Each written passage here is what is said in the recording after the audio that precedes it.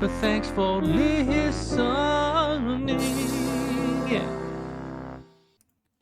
Hello, everybody, and welcome to We Say Things, episode 108. SUNSfan here with Cinderin. How are you doing, good sir? I am doing fine. Thank you for asking, sir. That's great to hear, young man. Of course, Yes.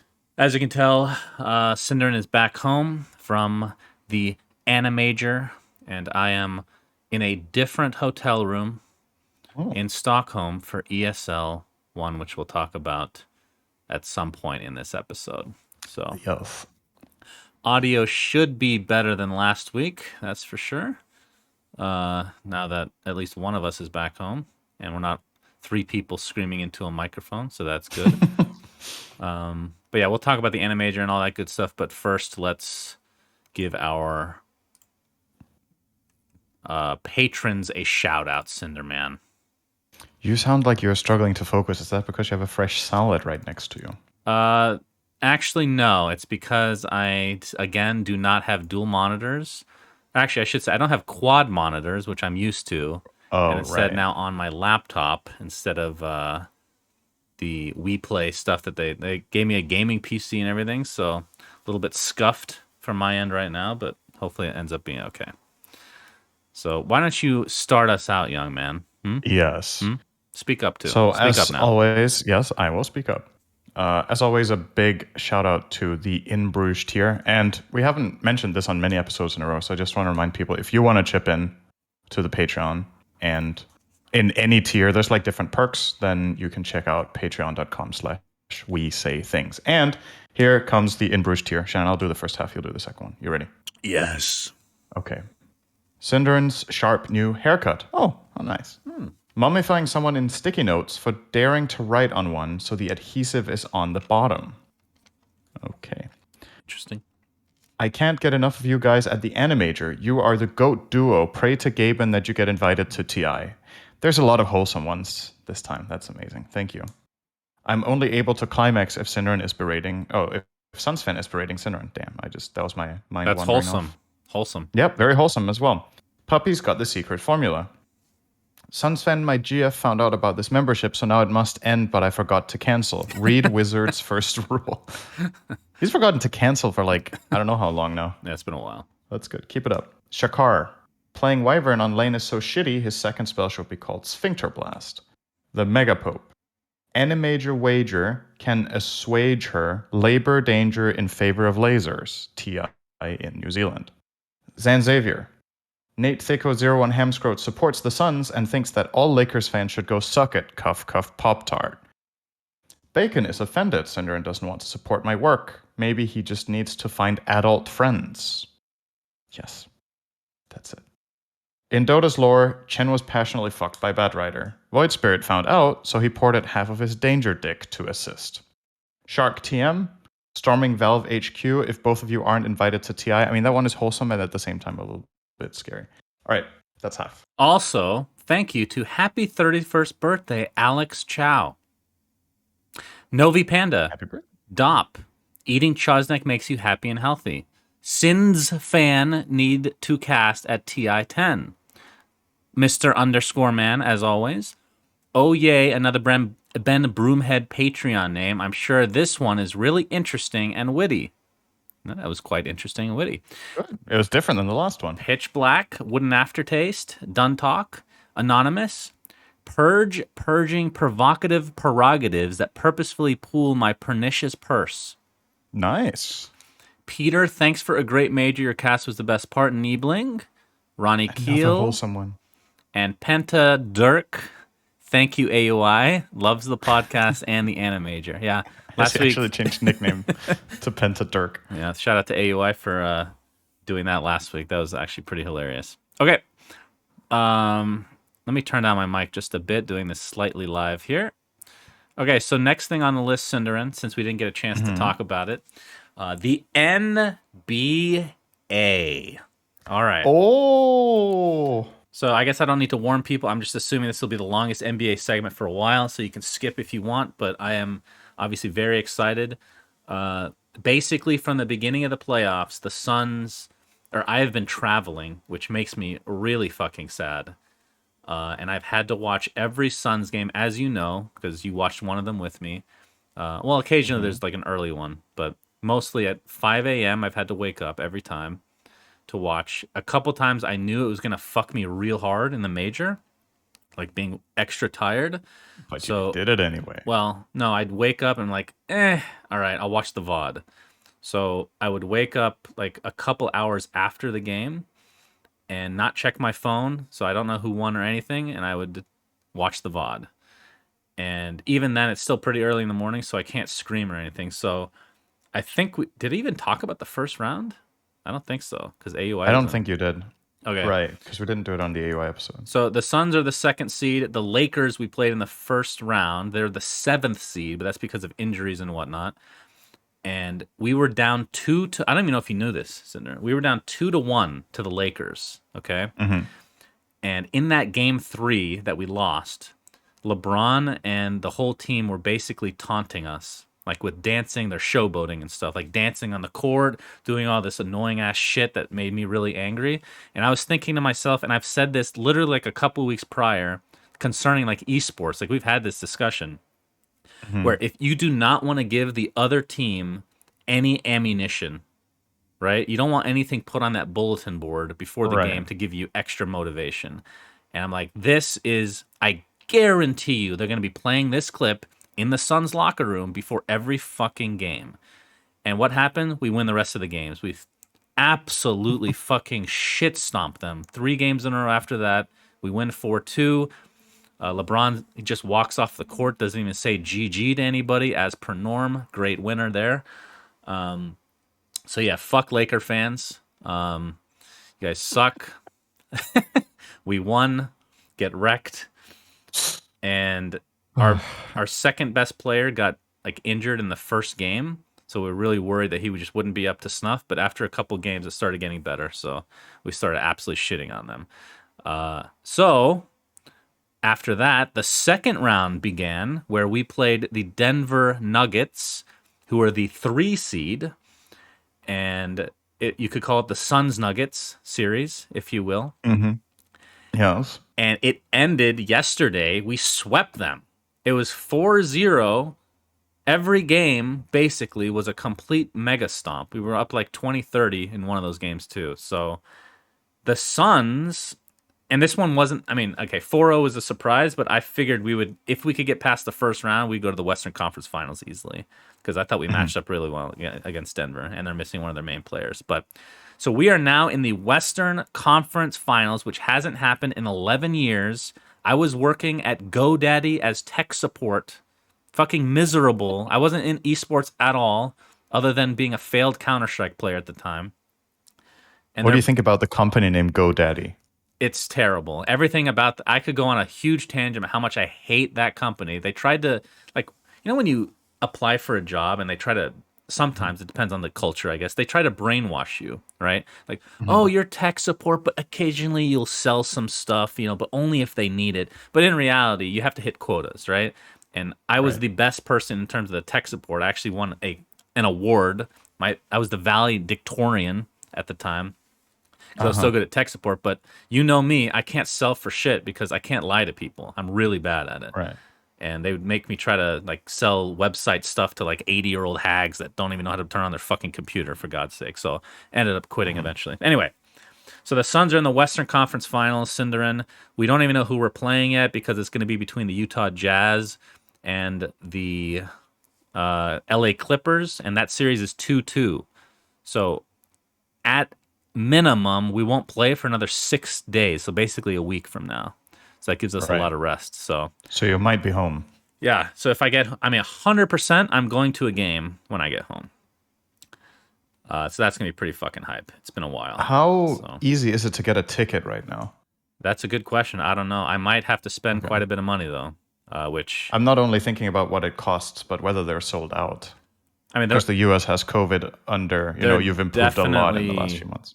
the arena is like 90% capacity open. So it's basically Okay. all open. But yeah, it's all about just finding, it's going to be sold out, but it's more about buying a ticket from somebody. Like I see. they jack up the prices because it's limited. Hmm. And if you have the money, just put it, I mean, it's not going to be great seats probably, but I don't give a shit. Watching the clips has made me like very nostalgic because, yeah, it's just really loud crowd. It's been really awesome. Are So you yeah, gonna bring Nikki and get her scared shitless again? yeah. Except this time, everybody else will also be a maniac, so Right. I'll fit more in. And actually, she's apparently been screaming at home, scaring the cats watching the games, while Oh, I have had to be dead fucking silent at 5 a.m. so I don't wake up Rich, who had a room next to me. So gonna be pretty happy to be home. But yeah, that's the NBA update. And yeah, looking forward to see if we can go any further in the playoffs. good luck, Shannon. I'm cheering Thank for you. you. I hope Thank you you. win. I do And I too. hope you know that if the team wins, it's largely your effort that did it. Yeah, I agree. It's been a good effort. Mhm. Thank you. Thank you.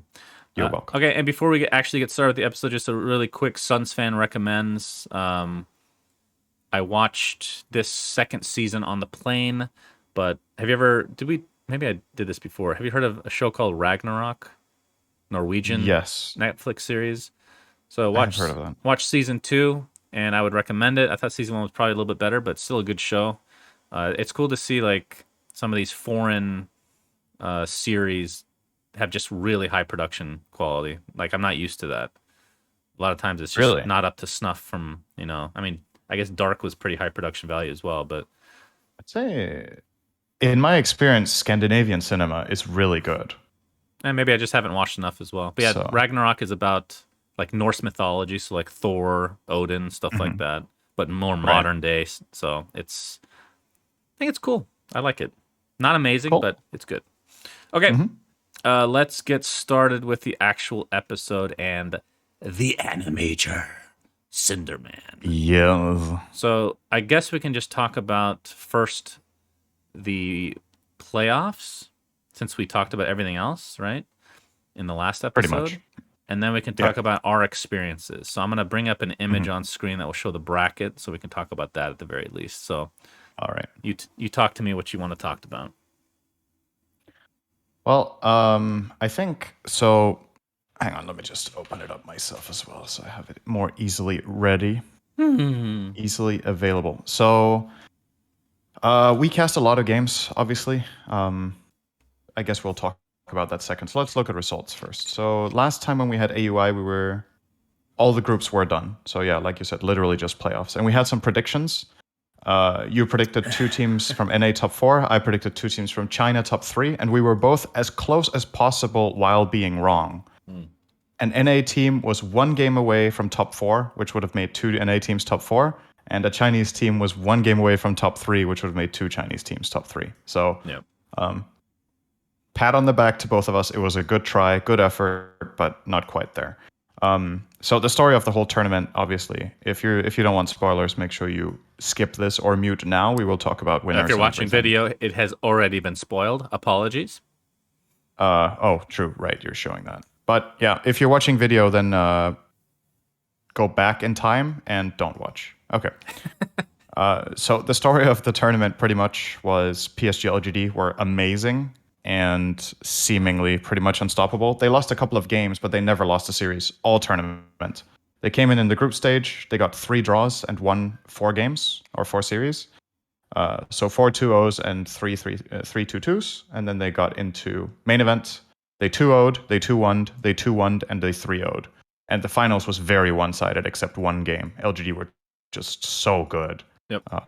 Really getting like Wings vibes from them. So I'm excited going into TI to see if they can keep the momentum going. If they can, they are definitely the favorites for the tournament. If they can play like this, it was amazing to watch. Very refreshing. Second place, Evil Geniuses took a longer road. They got middle of the pack in the groups, so they started lower bracket, and they just won all the way to the finals. They 2-0'd No Ping Esports. They 2-1'd. Then they 2-1 TNC Predator, 2-0 Team Nigma, 2-1 Vici Gaming, and then 2-1 T1. So a lot of games EG had to go through to get to the finals and get smashed, but they still got second, which is a very, very good result. Positive surprise, T1 got third from SEA. They had a shorter road. They started in the playoffs and won 2 series. That's top 3. They beat Aster and Quincy, and then they lost 2-1 to PSG LGD, and arguably were the team that challenged them the most in a way, depending on what you do, how you look at it.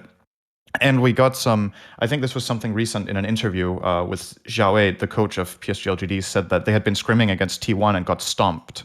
And that was like a wake up call for their team. So I think they actually learned a lot and maybe won the tournament because they had practiced against this T1 team that turned out to be really good. So that's some interesting background. What else do we want to cover? Fourth, fifth. Fourth place went to Vici Gaming. They lost to EG 2-1. And fifth, sixth, rather, was Quincy Crew and Team Nigma. So as it stands now, I guess we should quickly bring up the DPC standings. Yeah. I think I have it all here. South America, man. South America. So if my memory serves me right, Nigma needed a finals appearance to make it directly to TI. Yes. And if they didn't, then was it Thunder Predator made it? Yeah. So they. I have the top 12 here, so we can quickly say in order who gets to go. So in first place in DPC, Evil Geniuses with 1,550 points. They got 2 second places at the majors, and I think 1 first place in their division and 1 second place in their division in DPC. Virtus Pro are second with 1,200. PSG LGD are third with 1,200. Quincy Crew are fourth with 1,100. Invictus Gaming fifth, 1,100. T1 sixth. Team Secret 7th, Vici Gaming 8th, Aster 9th, Alliance 10th, Beast Coast 11th, and Thunder Predator 12th. So that means that from NA, we have 2 direct invites in EG and Quincy. From CIS, we have 1 team only in Virtus Pro. From China, we have 4 teams, LGD, Vici, Aster, and IG. From SEA, we have 1 team in T1. And from Europe, we have 2 teams in... Wait, where's Secret here? Oh, there it is. Secret and Alliance. And from SA, we have 2 teams in Beast Coast and Thunder Predator. So the only regions with currently 1 slot allocated to them are SEA and CIS. So they will be the least represented regions at the international. The final 6 slots go to 1 per region, which means there will be 5 Chinese teams this year, 3 EU, 3 NA, and... Right. So let's talk. That was a lot of talk. Okay, just to round up my thoughts on the games, even though I have the graphic for the TI placements now, but I thought Quincy Crew should have beat T1, and I think both of them actually had easier routes because of the way that the playoff structure was set up, to where they didn't have to play teams coming in from the group stage, which the group stage teams just shit on everybody that was upper bracket to begin with, right? Quincy Crew, I think they, if I'm not mistaken, it was game 3 that they should have like definitively won. Big lead and lost to T1. Yeah, so that was kind of a big mistake from them, obviously, but they get a lot of valuable experience overall. I think the big surprise, again, it was kind of a bold prediction. I did pick VP to win, and they just got dumpstered right away. Alliance got dumpstered right away. So looking at this list now for TI, like you said, so we have, we have 2 South American teams, and Beast Coast and Thunder Predator, and the reason that they made it in is because of the placements of Team Nigma and I forget what other team that Beast Coast needed to get eliminated. But so that's 2 teams, which means 3 teams from South America, which I think most people feel is the weakest region. And then in the meantime, EU, which honestly, Cinderin, I hate to say it, EU's look like garbage at the major. Alliance gets in overall. I mean, Secret, this obviously no issue with Secret getting in because they were so dominant for so long while TI was like postponed and all that. But Alliance getting in without winning 1 single game, if I'm not mistaken, at either major. Is that correct? Like in they terms did not of win a series. Oh, yeah, that's right. They did win a game. So they get in just because of the DPC placement. So a lot of people are upset that, I mean, the rules are in place, so it's not like anything's going to change, but it's just an interesting thing to think about. It was something that, people can't really be surprised that this happens because I think it was pretty obvious from the way it is by design, right? And there was criticism back then about the design when the whole system was announced. And the arguments are pretty much the same, but I think now that the season is played out, it's more apparent what it meant, right? So to to explain, if you get first in your region, you get 500 DPC points. So that is just the play-in from your region alone. And winning the major also gives 500 DPC points. So that means in terms of overall points, you're saying that this premier international event has the same value as just beating your region. Now, the reason Valve did it like this is to guarantee that there's representation from all regions. Because mathematically, you can't have a region unrepresented like this because they will always have a lot of points from their own division, right? There will always be an SA team that has minimum 500 points from winning, and there will always be minimum 2 teams that have at least 500, or 1 team that has way more than 500, right? Because there's 2 seasons, and there will be a winner every time in that local division, just to give an example. So what is happening here is that these SA teams have split the region in terms of points in a good way for them to get 2 slots, and CIS hasn't because VP won both times. So they are the only representative from that region. And then obviously the hope of the system and what would make it nice would be that every region shows good form at the major, but you have no way of guaranteeing that. And therefore you do have this situation where Alliance, who has good placements in EU but bad major placements, are still going directly to TI because they won their region. And then it's debatable whether that's fair or not, but ultimately a team with 0 major wins is going directly to TI from winning their region. If you did it the old way, where the regionals gave 0 points and were literally just a qualifier to the major, and all of the DPC points were in the majors or the minors as we had back then, we would have had a different result in some spots. A team like Alliance would not be directly qualified, and a team like Nigma would, because they got high enough placements at the major to get enough points that way. So basically, so that is the whole to sum it up from now. the EU perspective, the teams that have to battle it out, I'm only going to say the top 3 because they're the most known, is OG, Liquid, and Nigma. Only one of those 3 teams will go to TI. I think that's a real shame. But again, like, it's a shame, it but feels you like could have the perspective again, right? It's a shame, but you could argue they should have done better in the season then, right? Like, that's, well, of course. They didn't beat their own region, so yeah.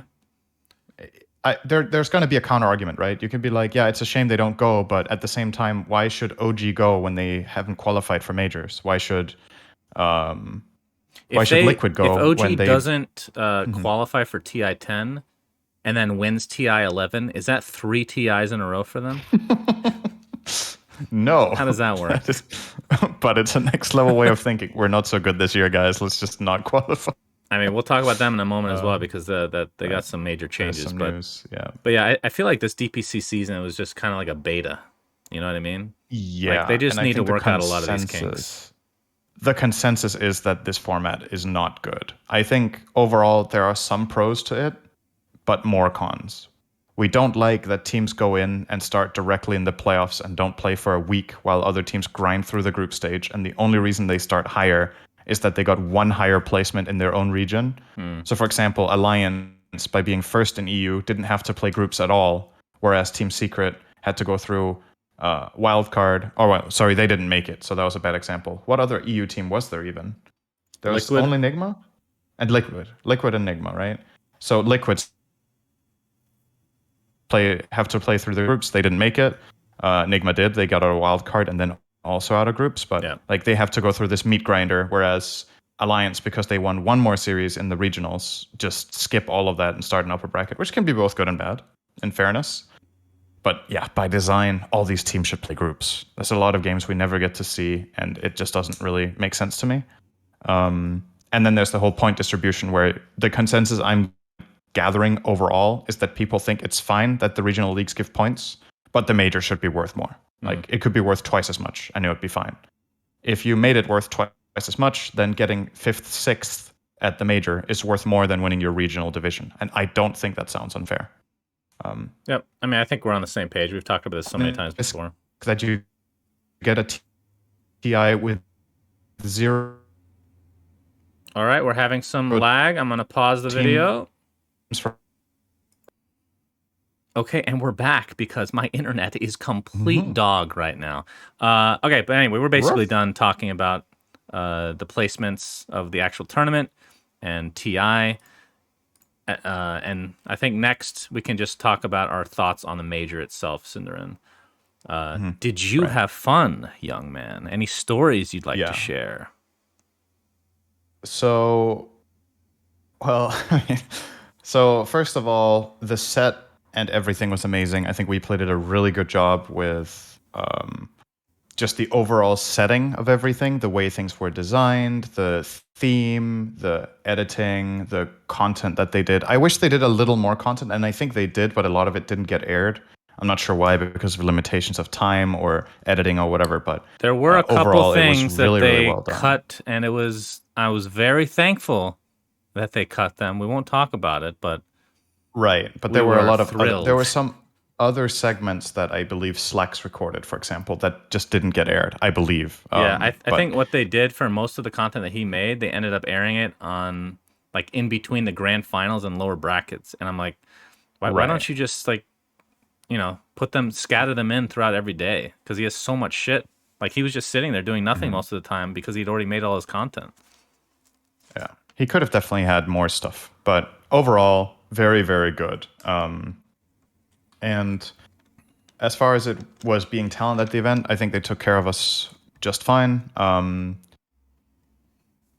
I had a bad incident, which wasn't really directly connected with them, but a couple of people during the event had some issues with food, which meant that there was one day I didn't work because I wasn't feeling well.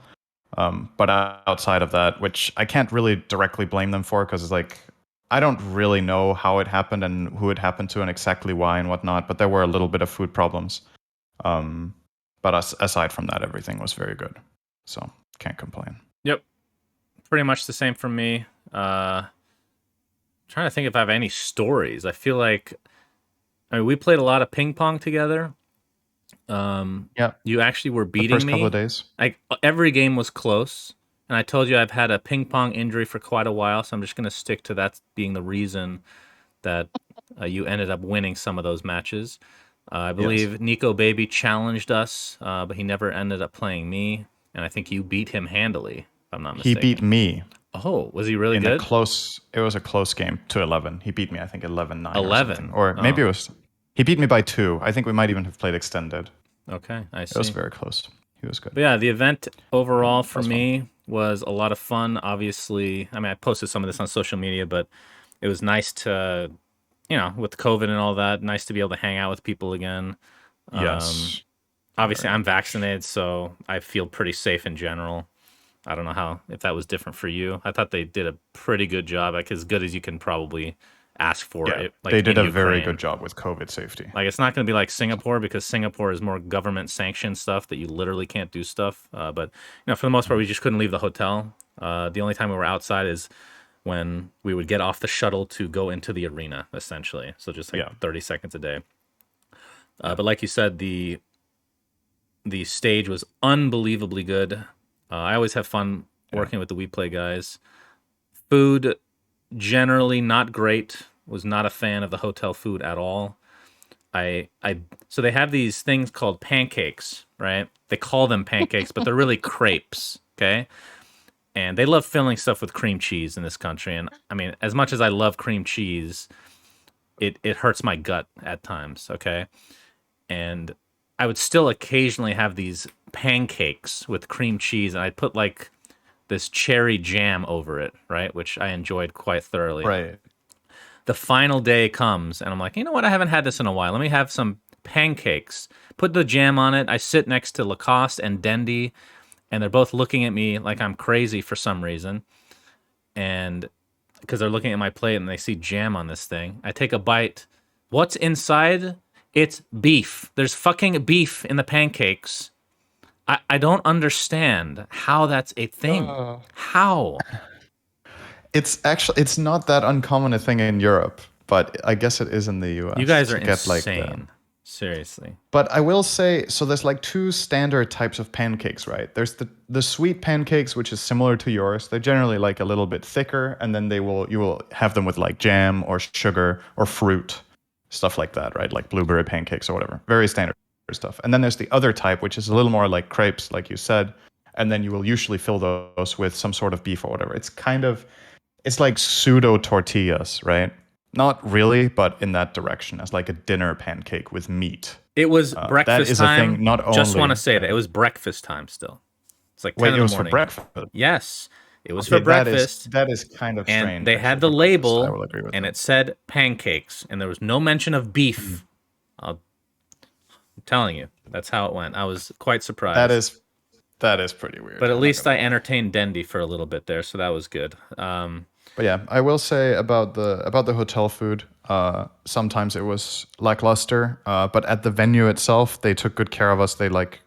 Uh, they helped us out with getting other food that we wanted, ordering different stuff. There was a lot of like coffee and cocoa runs and whatever. So they took very good care of the talent at the event to try to like accommodate us and our wishes. And I So that feel like was I've talked nice. about this They were definitely before. very clearly trying to make it a good experience. So that Oh was yeah, the it's staff great. was great. Like people like Artem and Yeah, staff was Valerie, really people nice. Yeah, people don't know who these people are, super but good. like Valerie especially because I've worked with her so many different times now, but she's really good at, you know, people complain all the time, so she's very good at appeasing everybody. But I finally got to Yeah. have the stuffed crust pizza with cream cheese in the crust Hmm. instead And you of loved that mozzarella, shit. and it's good shit. I had to take my lactate pills, of course, so I wouldn't shit myself at the event. But that was good. And then, of course, the final thing we got to cast together at a LAN, which is the only time we've That was ever done nice. that is at Captain's Draft, which Yeah, obviously I was our own spent my tournament. entire bank account funding. So I chose the talent. So in terms of other people choosing the talent, this was a first. But that was, yeah, that was a lot of fun. So And we hopefully we can do overall that. got a lot of positive feedback, so that was super nice. Like people were very, very nice, and a lot. We got so many wishes to get us to TI together, and especially for you to get to work there again, which has been a lot of years. So we're really crossing our fingers that that is going to happen. But I would say overall, like just judging from the feedback that we've got, the vast majority of people really enjoyed what we did, and that's obviously a good sign Yeah, and I think that from, we're funny. well, not everybody thinks we're funny, but I No, think from my perspective, and I can understand, like I was reading some of the negative comments because it's always good to kind hmm of bring yourself down, back down to earth, which I right. probably do too much at times. But like I think my play-by-play is not great, but I think it did get better as the event went on. And Hmm. I think for the most part, the way that I look at it, I'm not too hard on myself because I just haven't cast very much. Like if you take, Right. first of all, you should never compare me to OD. We're not the same kind of caster anyway. But like the amount of games that I have cast versus some of these other guys, it's like probably 10%. So I think it Right. just takes some time because I feel like the mechanics are there for the most part. But I have to say, Cinderin, I don't know if you felt the same way, but like we've always had good chemistry. I feel like the chemistry was better than normal because of the podcast because we just talk regularly now. Do you feel the same way? Yeah.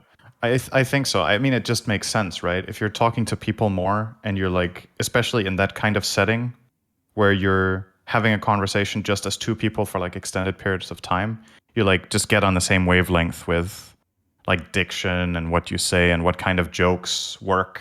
And you have like references. But I think something we did a good job at was that we didn't make like a lot of internal jokes, right? It was jokes that people would get if they had followed the tournament. We weren't like referring a lot to like podcast only stuff or whatever for like 1% of the audience to enjoy. Like Mm. most of the stuff that we talked about was inherently either like generic humor that you could understand if you know, live, or something related to the game and Dota. So you're saying So the people that didn't it like didn't it were become corpses.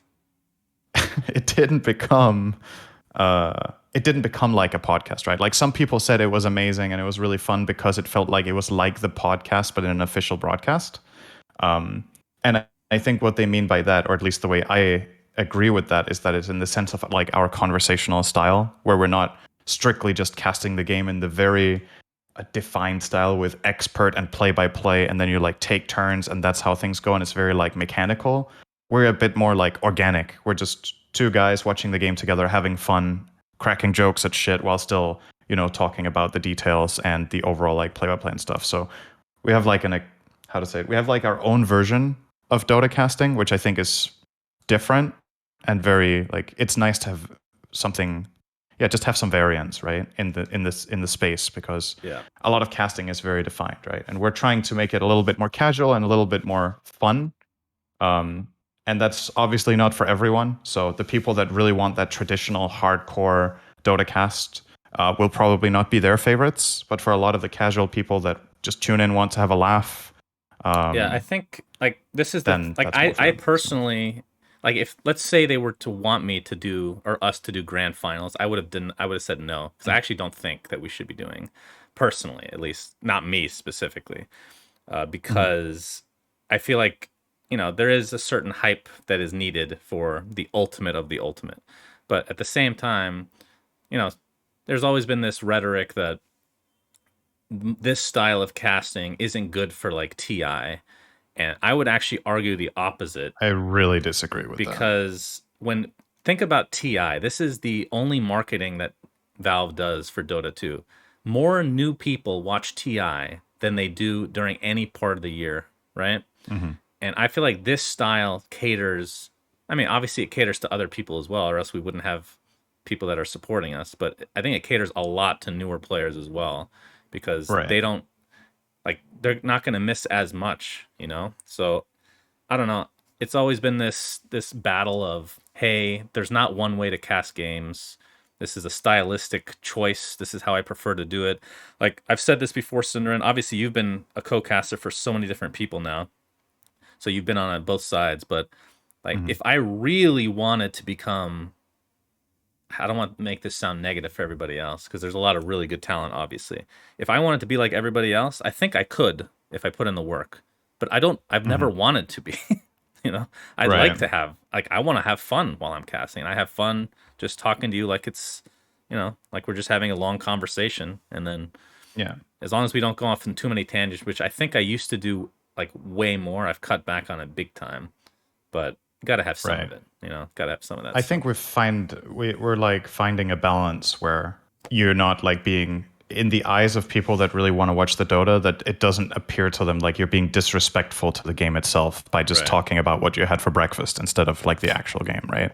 It's like I think I've said this before in the podcast, but I have this experience when I watch stuff, I have more fun watching people that have fun, right? And I just think there's something organic about enjoying yourself, and some broadcasting that I watched very early on that I very much enjoyed, and I think is to many people is the golden standard of broadcasting, is Tasteless and Artosis, right? Which a lot of people will refer to as maybe the best commentating duo of all time. Yeah. And they were not like strict about the games. That was also a lot of like banter and random jokes and stories and shit while still talking seriously about the game.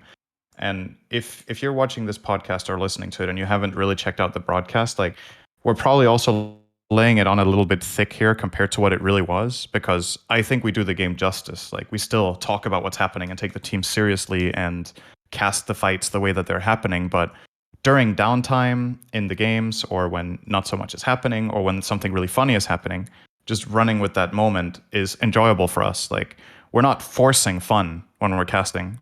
We're fun because it's fun to us. So I think that's really nice that it's organic like that and that you're not like shoehorning in a joke because you feel like you have to make a joke or avoiding making a joke because you're not allowed to. We're just Yeah. something is funny. Let's talk about why it's Or funny. I like And the thing you I think of hate, something in the just moment. to So, wrap it up, my thoughts at least, that mhm.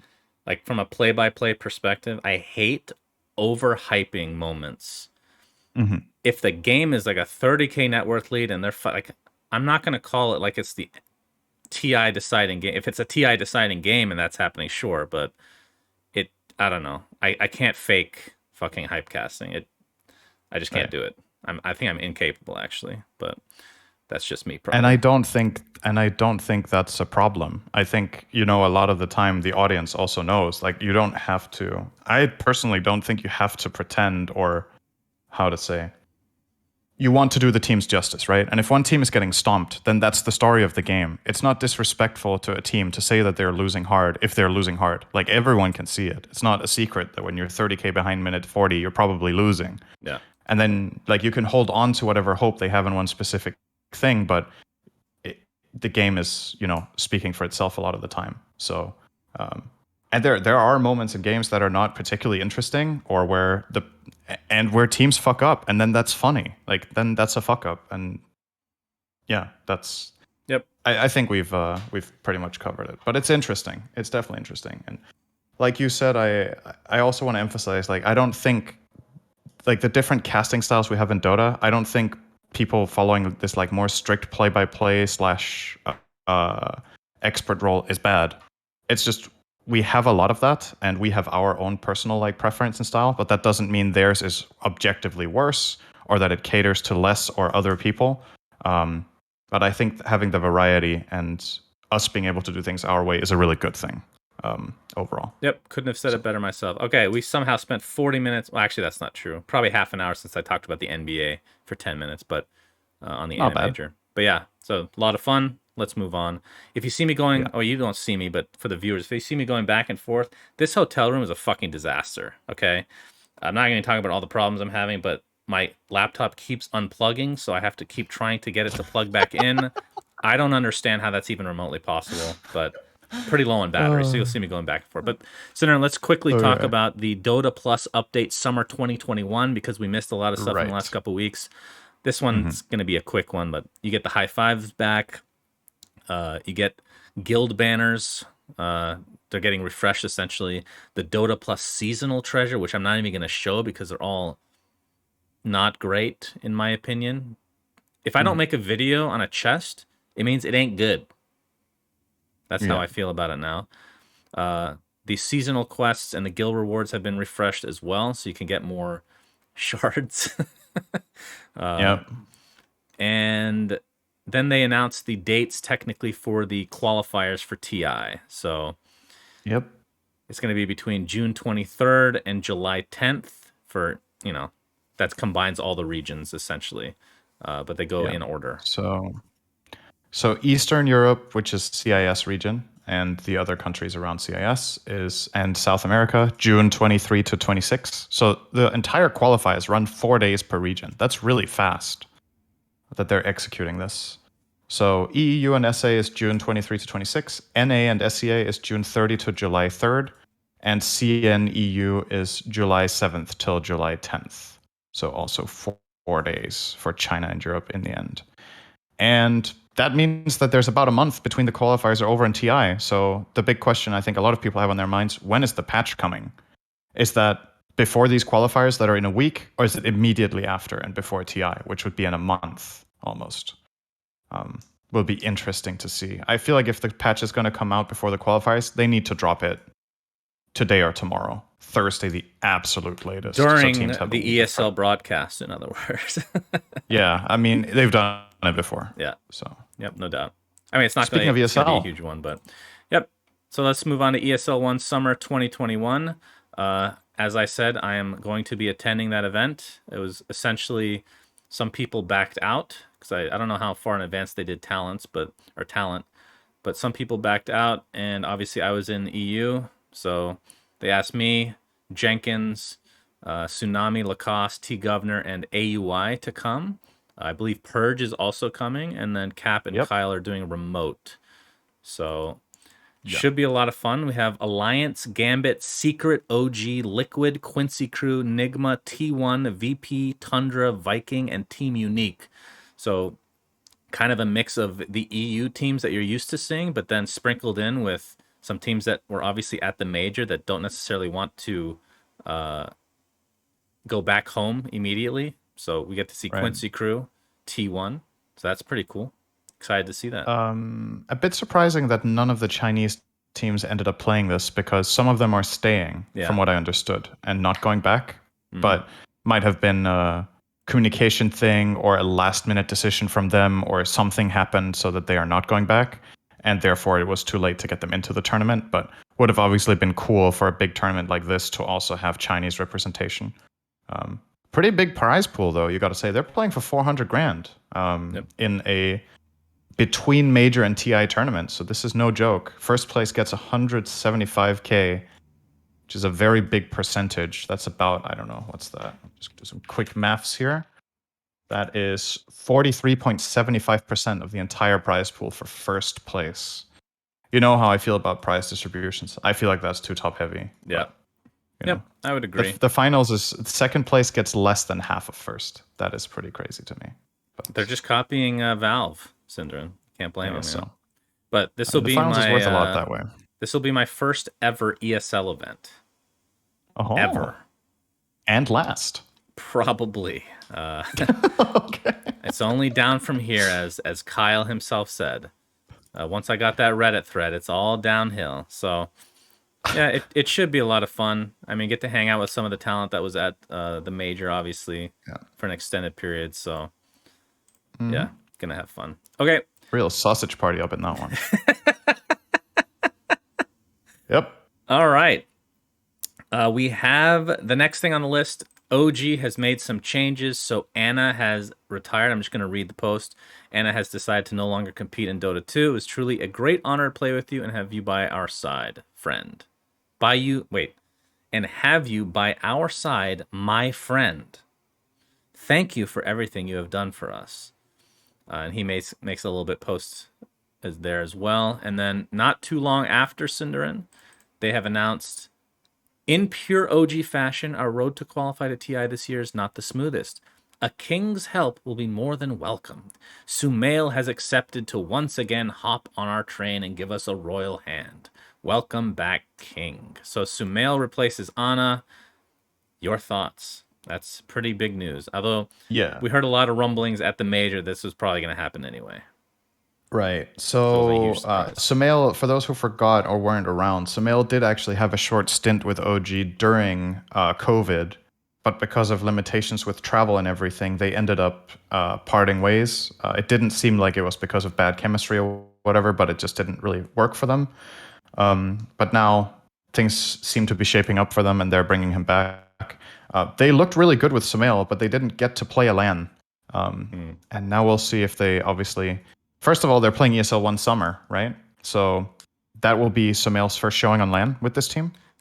And or is it Okay. only the production that's on LAN? Yeah, I think it's okay. I don't actually know this for. Yeah, no, I'm pretty positive. It's just production and talent that are at Right. the LAN. So they're playing. Okay, so instead of saying they're playing a LAN, they're playing a major tournament against a lot of really good teams. So you can let's talk a bit from that perspective then. So Right, and they're playing a lot of good essentially teams, they're and together, then they're playing TI right? qualifiers. Right, and they're on boot camp, I believe, which is Yeah. what Sumail was unable to do back then. I believe he was not able to boot camp with them, so he was playing from NA in all of their matches. Right. Correct me if I'm wrong on that. I think that was the case. I think that's so correct. now they're together, and that is a LAN setting for them because they are on LAN. So that will be interesting to see how they do. And then obviously the TI qualifiers are coming up. We've talked about them. That will be OG's big thing in the near future. And there's a lot riding on that, obviously. The community's expectations for this team are very mixed now. It went from previous year, they were like considered amazing. And now it's like, are you even going to make it? And others are like, okay, Sumail is back. They're going to own this qualifier and stomp everyone. My personal verdict is I have literally no clue. That is my statement on this. I am just as curious as a lot of people to see how this qualifiers is going to go. I have no idea who's going to win. Like, literally no clue. So that's very exciting. The verdict from people I've talked to, like AUI, who's a huge Sumail fan, obviously, since they won TI together, is that Sumail was really good as position 1. Obviously, he was good in OG. He's known for position 2. And the question is, can he make that transition? Because we've seen this story before. It hasn't worked out too well. Nigma with Miracle when Weehaw was playing mid. And I've seen it firsthand with Weehaw trying to play position 1 back in the day. And we had to have Resolution make the switch. And he had the better time with it. Nigma did get second at TI with Weehaw mid. So it wasn't like only bad. That's true. It was just, it was after TI that things didn't work out so well. That's a good point. It worked for a while. Yeah. Second at TI is a great result. Yeah. So I mean, but still, we have yet to see this again, like in a major tournament, essentially, which this basically is. So, yeah, it's exciting to say the least, because, I mean, again, back to our conversation about EU teams like Liquid, Nigma, and OG, only one of them gets to go to TI. And, I mean, do you think there's any scenario where somebody else beats them, like a Viking? Yes. There is. That's what's crazy about it. Because, like, think about it. The qualifiers are 4 days. If some team has a really good idea and defines the meta, it's very short time you have to catch up. If you look at what happened at the major we just watched, some of the teams that really defined the group stage yes, some teams adapted, but others didn't manage to catch up in time and got knocked out. They were like showing signs of figuring out what was happening, Mm. but then it was too late. And if that happens here, then who knows? Like to me, I guess thinking twice about it when I said I have no idea who's going to win, I think my favorite is Nigma, but these teams at home have been practicing all sorts of stuff that Nigma might not know about that they faced at the major, and they're playing them in 2.5 weeks for the most important tournament of the year for them. That's So pretty what crazy. I'm And it's showing double on elim, right? what I'm There's not even showing a on group stage. screen is the double elim bracket. So we can actually talk about the Yeah. matchups real quick as part of our Yeah. talk here. It looks like, I mean, theoretically, again, you're going to be a little bit more familiar with like the Tundras of the world. I think they still have Snake King, if I'm not mistaken, but Liquid Yeah. looks to be in better position to get to the upper bracket finals because Nigma has to run into OG and Viking potentially. I mean, that top half of the bracket just looks more difficult. Would you agree with that? Like on Um. paper, at least. But then, like Liquid didn't look good at the Yeah. major, so maybe they don't even get out of there themselves. I'm not sure. And I guess at the end, I don't know how much it matters how hard your bracket looks because there's one slot, so you need to beat everyone. Yep.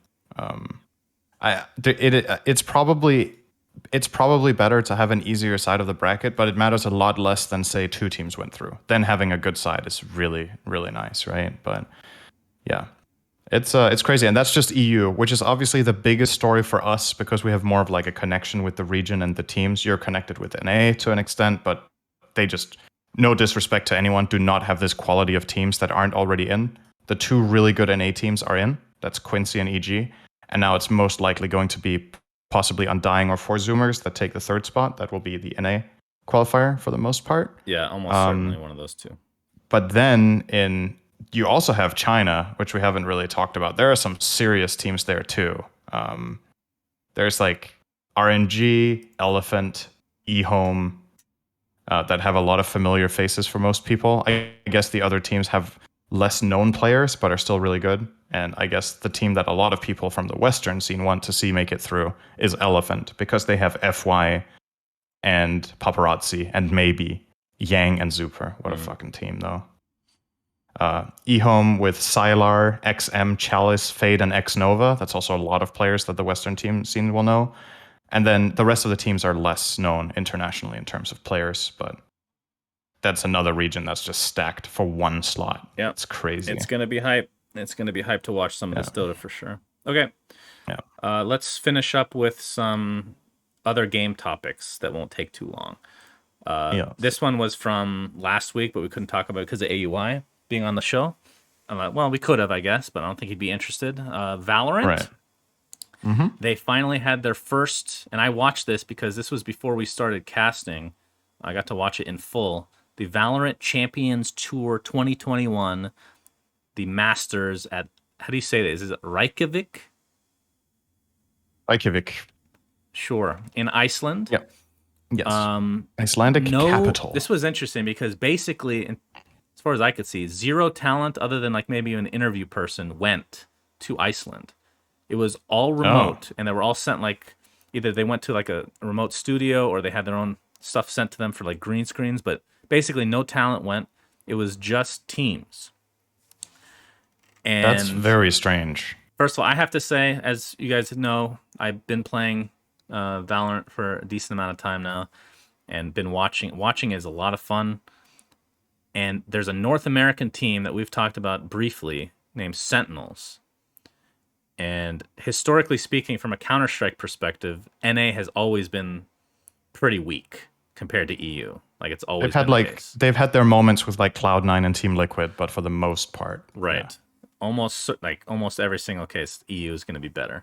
So this Sentinels team has been the number one in NA for quite a while, and then they obviously had that drama that we talked about with Sinatra, where they basically had to, I guess, kick him, or at least get a substitute for the time being. And the substitute is Tens, who originally came from Cloud9 and has just continued to be under contract for them as a streamer. He's considered, even before that, the best player in Valorant. So they swapped him in. He plays the exact same role as Sinatra, and he went fucking beast mode. In this bracket, it's a double elimination bracket. Sentinels went through and did not lose one map the entire way. They 2-0'd, 2-0'd, So fucking 2-0'd, insane, and actually. 3-0'd. Not one map. And this is against some of the best, I mean, obviously all the best teams. Like Team Liquid, I think got top 4. They were favored to be Yeah. in the running there. And of course, some of their players made some comments about how NA, there's no way that, I mean, you've seen these before, right? We've seen it in Dota recently as well with No Tail. But they shit on Yeah. everybody. So they get first place and they beat Fnatic, who is an EU Pretty team. cool to see how close the finals was, even though it's 3 games. It's Like true. The every game's, map yeah, was won by 2 rounds by it's true. Sentinels. Yeah. So it's a 3-0, but it wasn't a stomp in the same way that the grand finals that we had in Yeah. the major was, actually, even though it looks like it on paper with the map scores. Yep. Agreed. But they did stomp the rest of the upper bracket, though, especially like the. So I have to admit, like, I didn't watch these games, right? But just looking at results, the upper bracket finals was 13-5, 13-4. That is a stomp in Valorant. Yeah. And the round before that was 13-7, 13-6, which is a very one-sided game. And then they had their series against Fnatic that was close, 13-11, 13-10. But like you said, they never lost a So game. all their games to Fnatic, they Cool. played 5 games. All of them were close, and they won all 5. So, yeah. So Yeah. they are the first champions, as it were, for Valorant. So again, pretty early on in the scene, and I know that a lot of people don't give a shit about this, but the people that say that this is not going to be an esport, it has better viewership than Dota. So it's going to be enormous, I promise you. It's a very well-made game. Despite your biases towards Riot, which I have my own as well. So, okay. Next thing on the list, Cinderin, kind of related to Valorant to some degree, but TSM has been sponsored by a crypto exchange or cryptocurrency, FTX. And I don't think it's just a sponsorship, right? It might have something to do with ownership as well. But basically, they've changed their name to TSM FTX. Uh-oh. Are you still there? What a great name. It's like good. Xbox Sex. Yeah. That's true. Yeah, my monitor just went that's a dim great because name. this fucking thing unplugged again. But anyway, the news is it was $210 million sponsorship, and it doesn't include LCS and Valorant teams for TSM. And apparently FTX knew that coming in. So without those 2 enormous games, $210 million. What are your thoughts based on, what you've read about it? My thoughts are that is a lot of money, and I genuinely don't understand why they would invest that much if they don't get to get represented in 2 of the flagship games. I feel like if you got this deal as FTX and it included Valorant and League and you really wanted to invest, I mean, it's obviously still a huge chunk of money, but TSM is a big org. They have very good reach and representation in these titles. I don't know. I find it really surprising. If they knew this going in, that they weren't going to get those games, then like maybe they're just in a position where they're looking at esports, and it seems like this is a Riot decision, right? That Riot is just not allowing them to be a partner in these 2 games. Maybe you should have found a different org that competes in other games more predominantly or has more reach there. Or maybe they're hoping for something going forward that we're not aware of. But yeah, this is pretty crazy. That's a lot of money for TSM. And I feel like stuff like maybe this, get a Dota team. Yay! yeah, I'm sure that's on the bottom of their long list of games that they want to sponsor. But like, I feel like this could start a snowball effect around all esports orgs, because this hasn't really been done before, right? Like a sponsorship of a cryptocurrency on this level, at least.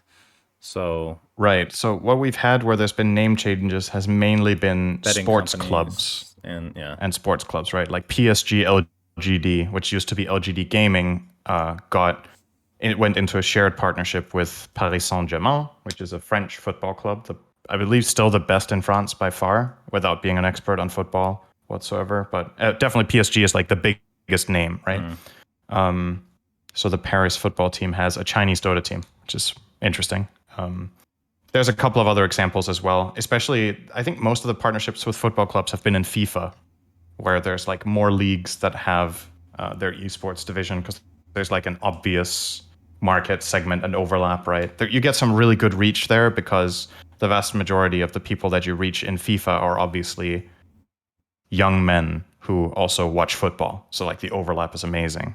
Um, Similar to something we talked about a couple of episodes ago with the partnership between Fortnite and the NBA, Yep, right? that's right. So they're trying to reach, and I think it's a good sign for gaming and for esports going forward that you're trying to enter into partnerships or cooperation with other big fields that are non-endemic. It's something I have been a fan of in the past. I'm always happy to see tournaments get sponsored by companies that are not directly gaming companies, because it shows that we're aspiring to reach a growth range that is hard to get within the bubble.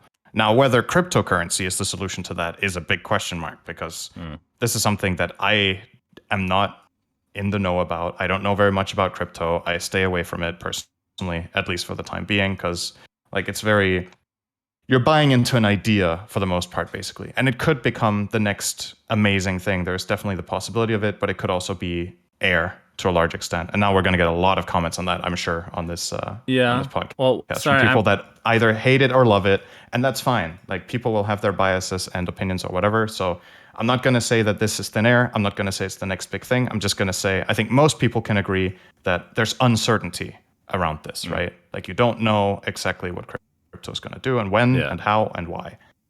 So it's a lot of money. The fact that it's a non-endemic to me is a good thing. And then, yeah, we've seen that. I think it's something actually, I know this is a bit of a tangent, but it was one of the things that was most inspiring about when the League World Championships, the WCS, got really big, was that you started seeing these major sponsorships that they signed, where it was, from the perspective of like the viewer experience and how ad heavy it got, maybe that wasn't so great, but just like the impression that this put on where gaming was headed in terms of magnitude was really interesting to watch. Like they had big sponsorships with like airlines, Coca-Cola, these kind of, companies that usually invest into major sports events to get representation, like the Olympics, where looking at the League Championship Series and the World Championship there. And I don't know what those sponsorships amounts were, but I don't think it was cheap for what they got in return. Yeah, that's true. So that was really cool to see. And yeah, there's going to be people who are like, it sucks, like keep ads out of gaming or whatever. Things cost money. And if we can grow our games by getting non-endemics interested and involved, I think that is a good thing. If we stay in our bubble and only work with the same gaming companies over and over, your scope is just limited.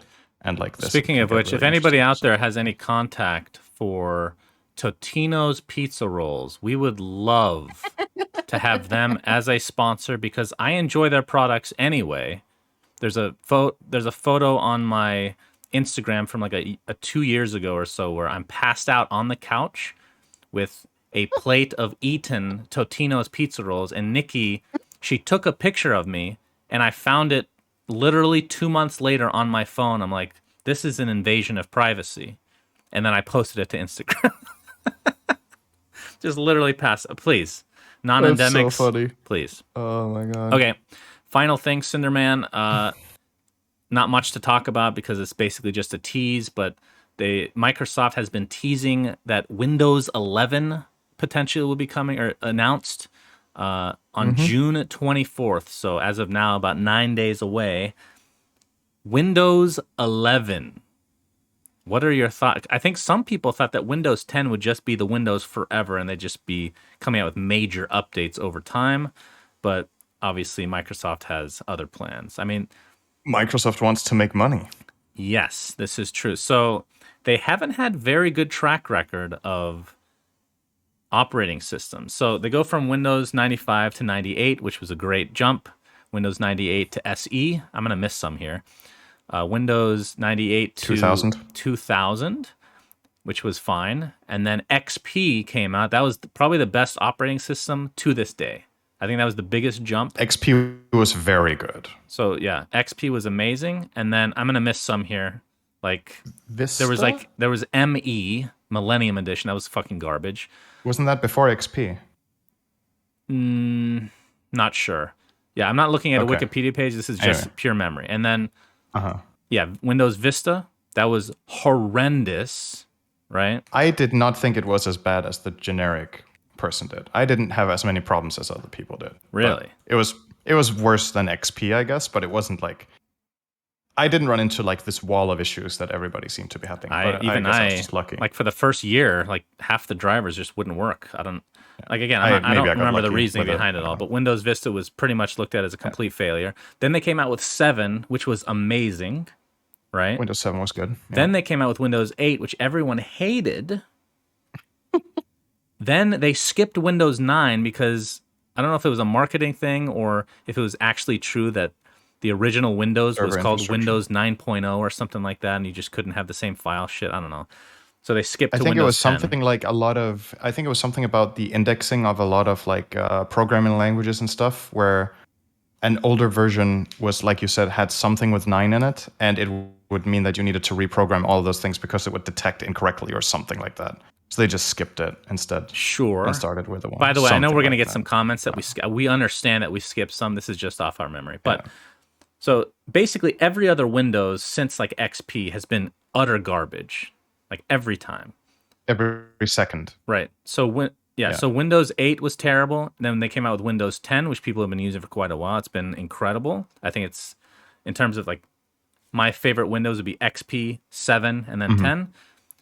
I don't even know what they could do with 11, you know? Yeah, I have no idea.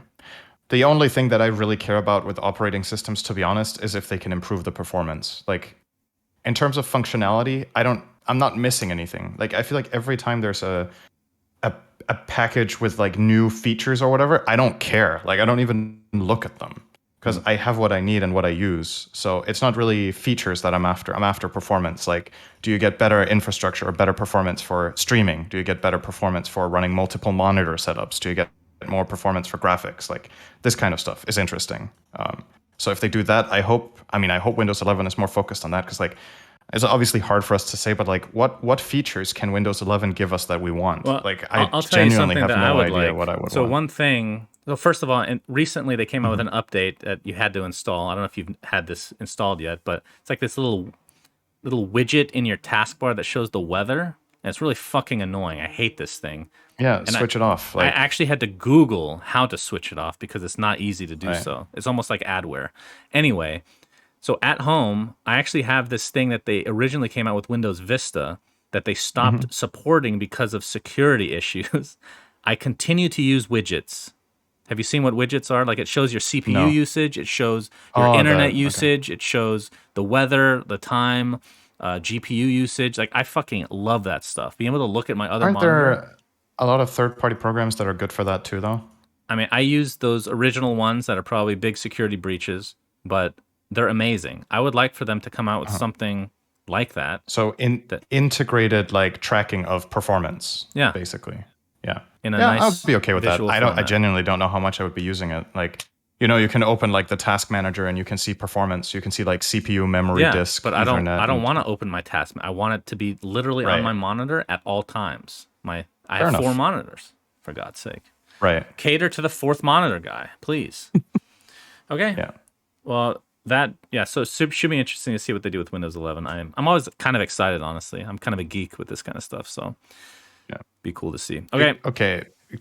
Yes. Last comment from you on this. Do you think it will be an upgrade or a downgrade from Windows 10, if you had to guess?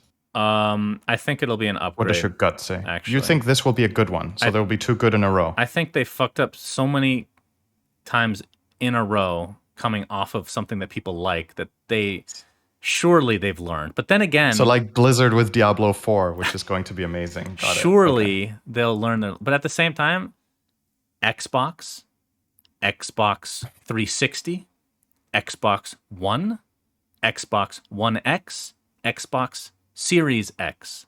They didn't learn, so maybe not actually. Fucking idiots.